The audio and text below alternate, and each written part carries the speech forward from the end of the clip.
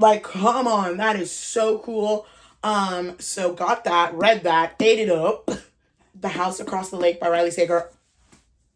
Babe, this was shookethly good. Shookethly good. What's funny to me is, like, most thrillers, I haven't read a lot, but, like, the ones that I've read, it's like the beginning, it's like, okay, okay, what's going on? Bam! Just boop, boop, boop, boop, boop, and I'm like, damn, okay, why you like murder, mystery, and thriller now? Like, damn. My darling, I love you, I love you, I love you, I love you, I love you. Hello guys, welcome back to my channel. Welcome to another book video, more specifically, our July wrap-up. We're in August. What do you mean? We're in August. What do you mean? What do you mean? What do you mean? We're more than halfway through the year, and I'm truly like, what? What? What does that say, Anaya? What? No! What? Like, huh? Anyways, I thought I would share my top books of the month of July. I had lots of fun. We did a reading challenge. I got a little bit out of my comfort zone. And I had lots of fun with romances, and I've been really trying to make a dent in my TBR. So here are my top books of the month that I thought I would share. Yeah, because if I were to share all the books that I read in this month, it would be too long. So I thought I would share all of my top books of the month. So let's get into it, because we got a lot of things to share and talk about. Let's get into it. Grab a snack or a drink, and this is your reminder to drink some water.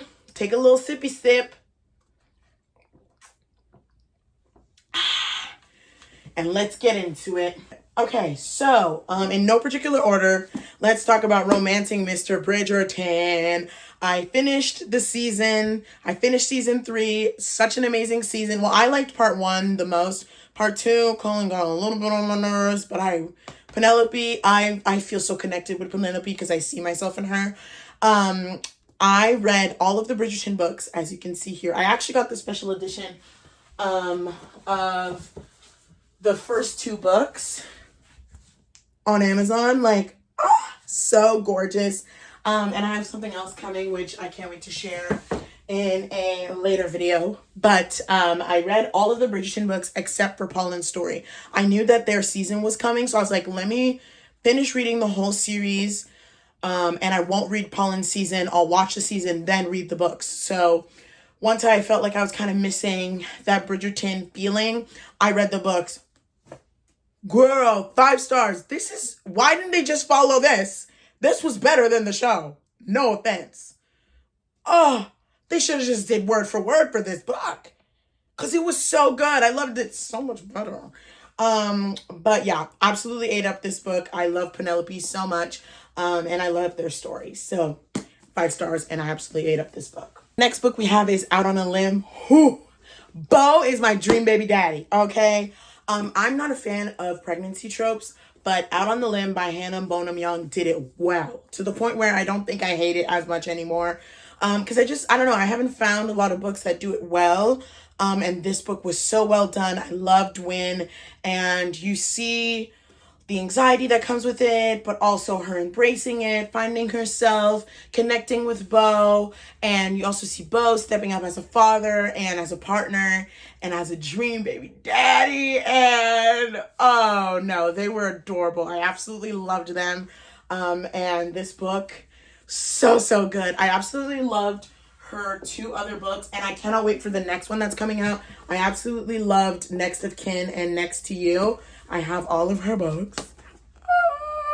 I love her. And she recently followed me on Instagram, and I'm seriously unwell. She's Canadian, and we love to support our Canadian authors. I'm unwell. Anyways, absolutely loved Out on a Limb. Like, truly so good. Beau is my dream baby daddy. And that's all I have to say. 5 stars. Basically, these are all of my 5 stars of the month, to be honest. There's a few 4 stars, but basically my top ones, which I've said. Anyways, the next 2 books are actually from 2 of you guys that sent me your book, which is truly so cool. We have, this first one is I Am Her and She Is Me by Birdie Thorne. She DM'd me and she's like, can I send you my book? And I was like, hell yeah. I read it. It's so good. The book was truly needed. This basically kind of emulate, you follow the FMC who goes through cyclical phases of bipolar disorder and all that comes with it, falling in love, grief, and everything that has to do with like mental health and mental health awareness. And y'all know I am a mental health advocate. It was so interesting to learn more about bipolar disorder because I didn't know much. It was very interesting and so well done and truly like so heartfelt. And it was amazing. I ate it up, and I will be linking this book down below if you want to also twin with me. Next book is from Mia Young, who's also another Sue fan member, and she sent me her book, and girl, I'm just going to read the back because I'm bad at explaining. It says, we are all desperate for someone to silence the voices in our heads, but no one speaks of the overbearing emptiness that follows when that person is silenced. Were you silent or were you silenced? We have Mateo and Celia, who both are going through some very tough time. Mateo lost his first love, and Celia is also going through some hard times. They're both in very bad times, but they end up, it's like the universe kept on pushing them together, and they kept on meeting in different ways, and both of them are like, are you following me? Are you stalking me? Like, what's going on? They end up going to the same class, and the rest is history. It's so interesting, so devastatingly beautiful, drama-filled, just wow. I cannot wait for book 2. I believe this is going to be a series, and I truly ate it up. I read it so quick. I absolutely ate it up, and I think I read this in a reading challenge video at one point in the month, and wow. Mia, you did that. So ate that book up. Then we have Better Hate Than Never by Chloe Leese. If you guys didn't know, I absolutely love the Bergman Brothers series. I had the special edition, the Afterlight special edition, and it's so pretty. I can't stop staring at it. So I saw that she had the Wilmot Sister series. I thought it was like, I don't know why, I thought it was like one of the wives of the brothers and then the sisters, but I think this is 2 separate things. But yeah, so I started the Wilmot Sister series. I read the first one and the second one, Two Wrongs Make a Right. These 2 books were absolutely amazing. This one is basically kind of like family friends / enemies to lovers. And he's going through some tough times, and he's trying to be more supportive of her, and it's just so good. So good. So basically childhood friend, childhood family friend, enemy to lovers. And then we have Two Wrongs Make a Right by Chloe Leese. This one is enemies to lovers. Like, they did not like each other, but people close to them are kind of like pushing them together. And they end up fake dating to piss those people off, and the rest is history. Chloe Leese has done it again with this series. I cannot wait for the next book. Oh, and the covers always are so pretty. Next book we have Leather and Lark. This was my top book of the month. This is the sequel to Butcher and Blackbird. Basically, this is a dark romance. Basically like murderers that kind of fall in love. She's just very clumsy and accidentally, kind of purposely kills someone and has him help her, and they kind of end up falling for each other, and it's super good. And then there's also fake marriage in here, which I didn't expect going into this book, and I truly ate it up, and I cannot wait for the next book. This series is so good, and this is also one of the reasons why I want to get more into dark romance, because I absolutely eat it up. So yeah. Gave that 5 stars, of course. Next book is a memoir. It's Leslie Effing Jones by Leslie Jones. And I actually got this book recommended by one of you guys when I talked about memoirs. This was so funny. I love listening to audiobook memoirs because it's like you're talking on the phone with them, and it was so funny. Like, she's hilarious. She got this book on Book Outlet, if you guys saw my huge haul. And it's actually an autographed edition, but please look at the autograph. What is that? That's a scribble. I could have did that. But anyways, still really cool that it's autographed. A very funny memoir. Then we also dabbled in some new genres and like getting a little bit out of our comfort zone, dipping our toes in the water, like they say. and I read another Riley Sager book, and at this point, he might be my favorite thriller author. Granted, I haven't read a lot of thrillers, so take that with a grain of salt. But I've read 2 other books by him, and I absolutely ate them up. 5 stars. I'm also new to the genre, so take that as you will. A lot of you guys have been commenting, more thriller X, murder mystery, dark romance, and I'm like, I'm new to this. So I want to read more books in that genre before recommending. So yeah, I read The House Across the Lake by Riley Sager. Babe, this was shookethly good. Shookethly good. This had me shook. I read this book in my reading weekend with my best friend, and girl, I was listening to the audiobook. At one point, even my bestie paused her book and she was like, what's going on in your book? Like, truly, it was juicy, and the connections, I was like, damn. What's funny to me is, like, most thrillers, I haven't read a lot, but like the ones that I've read, it's like the beginning, it's like, okay, what's going on? Bam! Just boop, boop, boop, boop, boop. He did, and I'm like, damn, okay, why you like murder mystery and thriller now? Like, damn. I'm just such a scaredy cat, but so far, I've been really enjoying it. I absolutely ate up this book, and I will be reading more books by Riley Sager and more murder, mystery, and thriller. You're welcome. Whenever I've read a decent amount, then I'll start doing rec videos. But yeah, one of you guys actually got me a book on my Amazon wishlist, which is a murder mystery or thriller, because I'm trying to, dabble, which is so sweet. I still truly can't believe that's my life. And it's The Housemaid by Frida McFadden, which is also an author you guys have been telling me to read.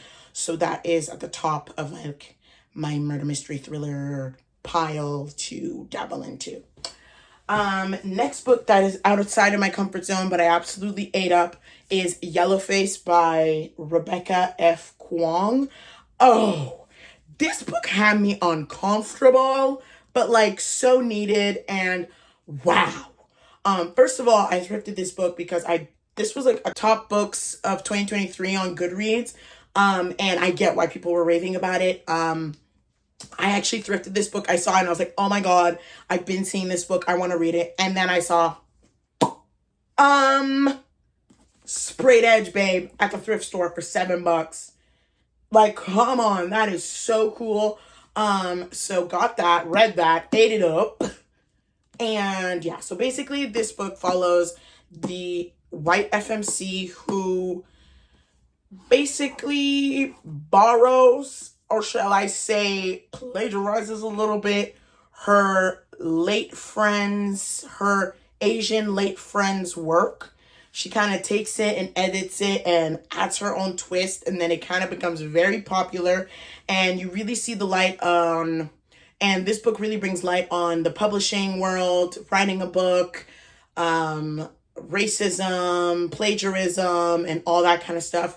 It was obviously very uncomfortable to read, because like you're literally seeing her use her late friend's work that like passed away. You see her also jealous, but also missing her. Like, it's so like uncomfortable and cringe, but like also very needed, and like so raw, and so and also very juicy and dramatic. And I don't know, I just ate it up. It's so different and outside of my comfort zone, but I ate it up. 5 stars, and still can't get over this. I found this at the thrift store. That's crazy. So yeah.